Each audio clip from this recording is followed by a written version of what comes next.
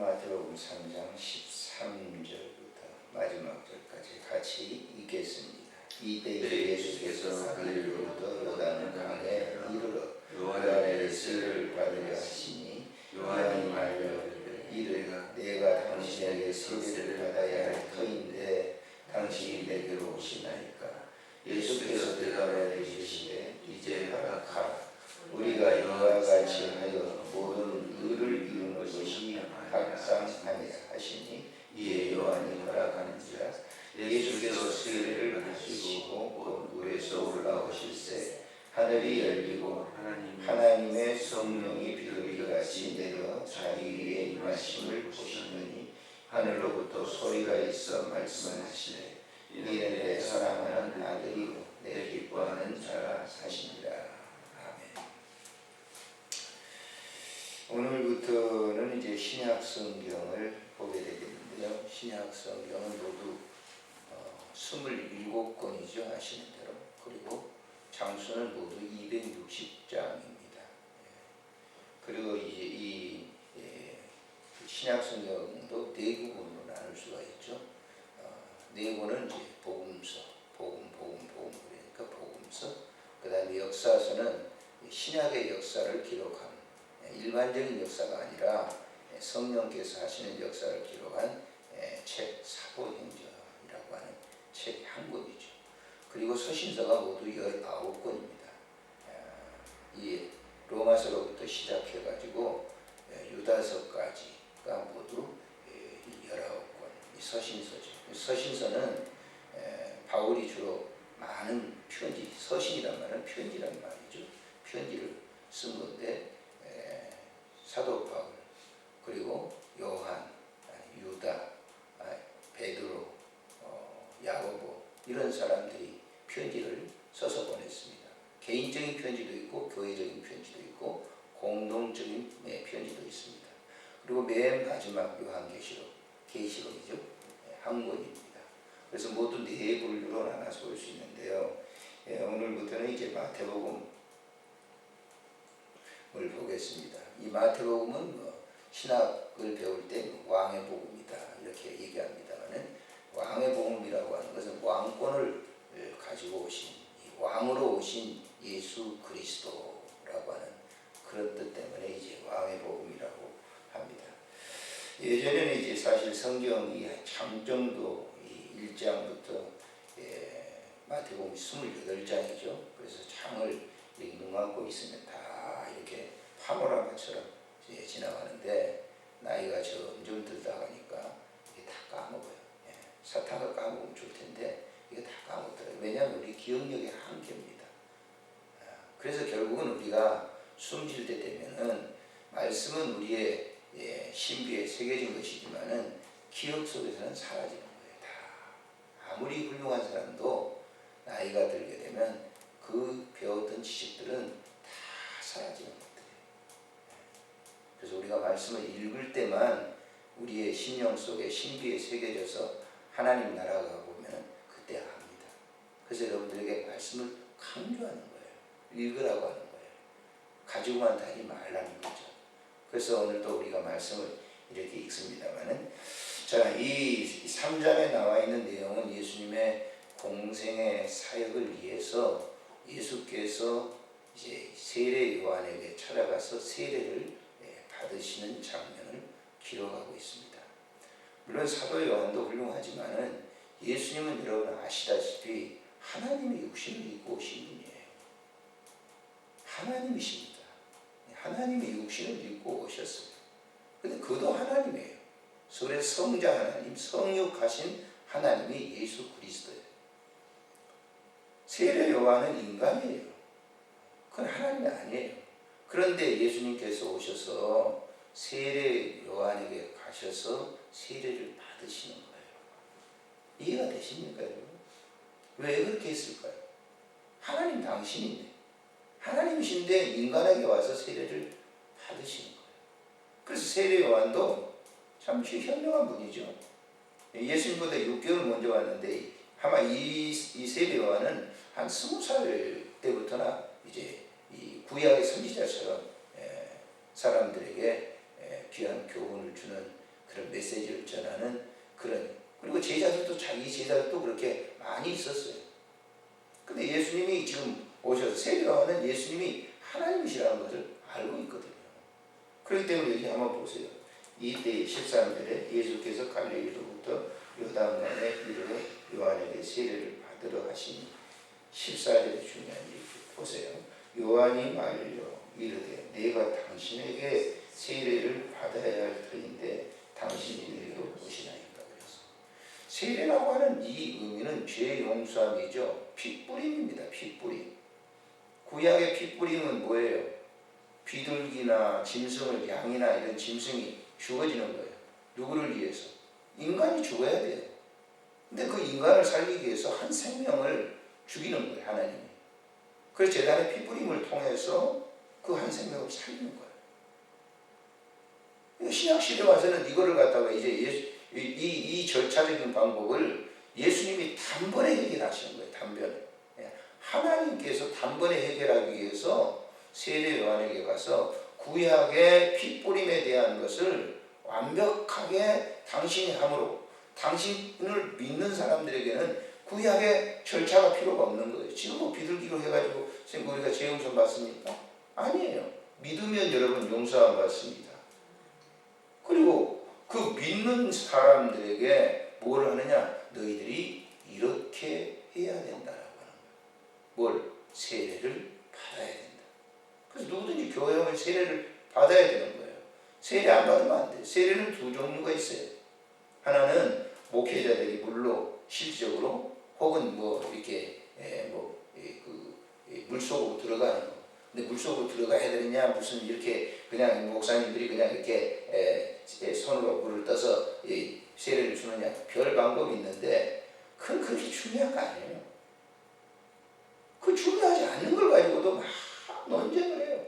그래서 지금도 보세요. 우리 한국에 침례를 해야 된다, 뭐 오순절 같은데 이런 사람들은 그 목통 하나 만들어 놓고 거기다 물속에 집어넣었다고 빼고 거의 침례 거의 절대적이다. 성경에 보면 침례, 그러다방에서 침례를 받으셨죠, 예수님은. 근데 그건 뭐 논쟁을 여기서 지금 하기 위해서 하는 건 아닙니다만 그런 의식이 그렇게 중요한 거 아니에요.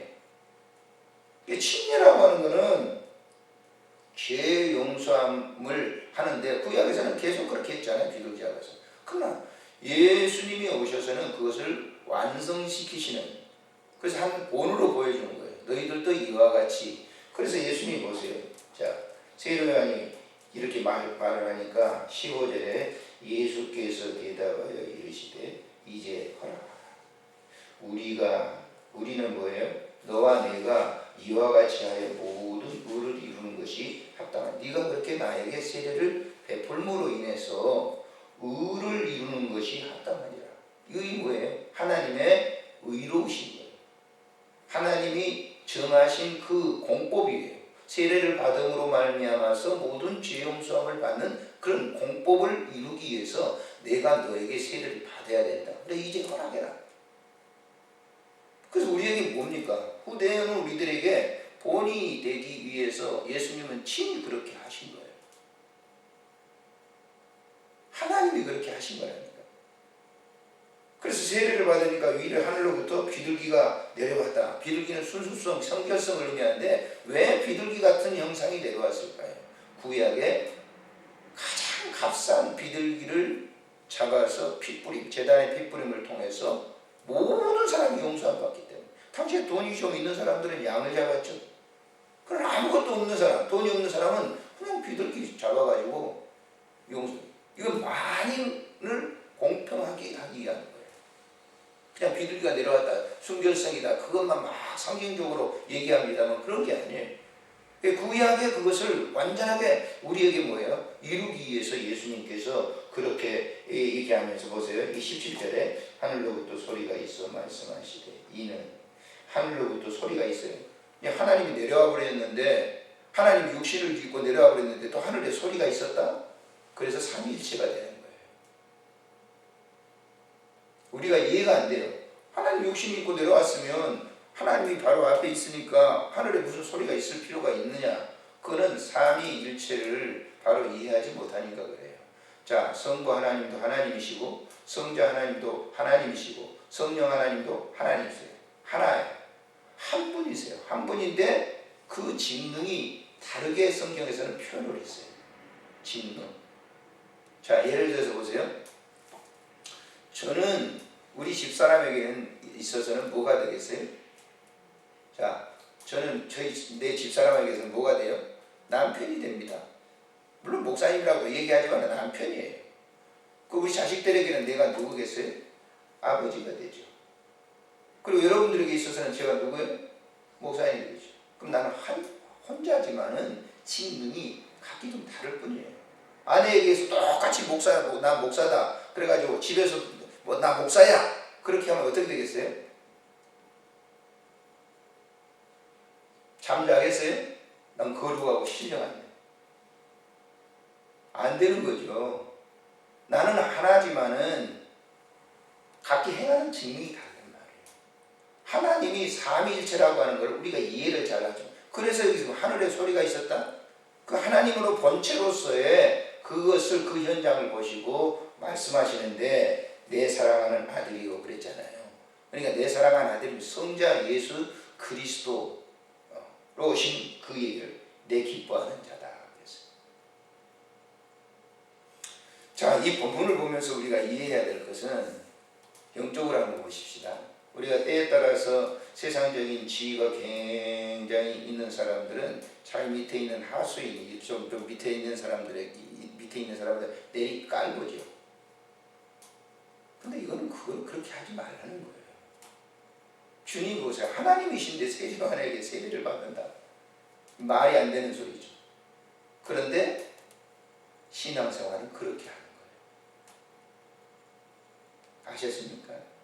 자기가 내려앉아야 되는 거예요. 뭔가 우쭐대거든요. 사람은 어떤 지혜에 올려놓고 뭐 하면 뭔가 좀 힘쓰려고 그래요. 그러나 힘이 있을 때 조심해야 되는 거예요. 힘이라고 하는 것은 내려놓을 줄 알아야 되는 거죠. 그래서 예수님이 본을 보여준 거라니까요. 제자들에게 철저하게 이런 지금 기록된 이 말씀을 통해서 오늘 우리에게 뭐예요? 교훈을 주는 거죠. 세례라고 하는 그러한 죄 용서함도 귀한 교훈이지만은 예수님께서 친히 세례요한에게, 인간 세례요한에게 세례를 받는 것은 섬김을 보여주는 게 한 거예요. 그래서 이 모습을 언제 마가의 다락방에 예수님께서 가셔서 발을 씻겨주시는 거예요.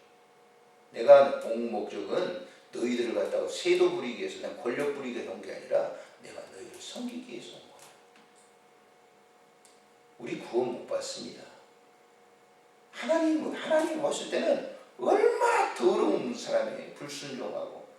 어떡하면 우리가 이 육신을 가만히 생각해 보세요. 여러분 안 그런지 모르지만은 이 육을 가지고 있는 이 목사는요, 팔색조예요. 어떡하면 변해요. 자기 좀 생각이 좀 다르면 그냥 막 불나가지고 막 씩씩거리고 그래요. 내가 봐도 한숨해야 돼. 나 같은 사람은 어떻게 하나님 구원시키려고 기적 중에 내가 아무리 생각해도 이해가 안 돼.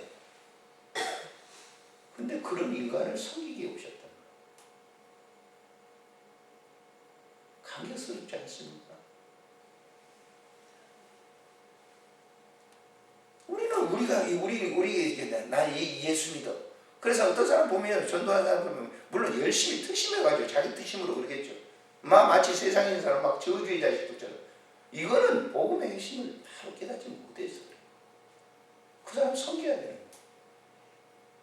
나는 우리 교회 이당 구로는 그런 구걸이 좀 이상하지만은 무턱대고 옵니다. 어제도 그제도 왔어요. 목사님, 이제 뭐 여러 소리 막 하죠. 막 와가지고 막. 그러니까 그 소리 전에 이제 내가 돈이 있으면 먼저 줍니다. 두 말없이. 그래야 가니까. 근데 어떨 때는요, 도와주고도 그 사람 돌아가는 그 뒷꼭지가 별로 좋지 않아. 별로. 뭐냐, 감정을 상하게 하면요, 마치 너는 국어로 갖고 나는 주는 사람이고. 여러분 한번 생각해 보세요. 1,000원을 주든 2,000원을 주든 내 것 주는 거예요? 주님 것 주는 거예요? 아니, 말씀해 보세요.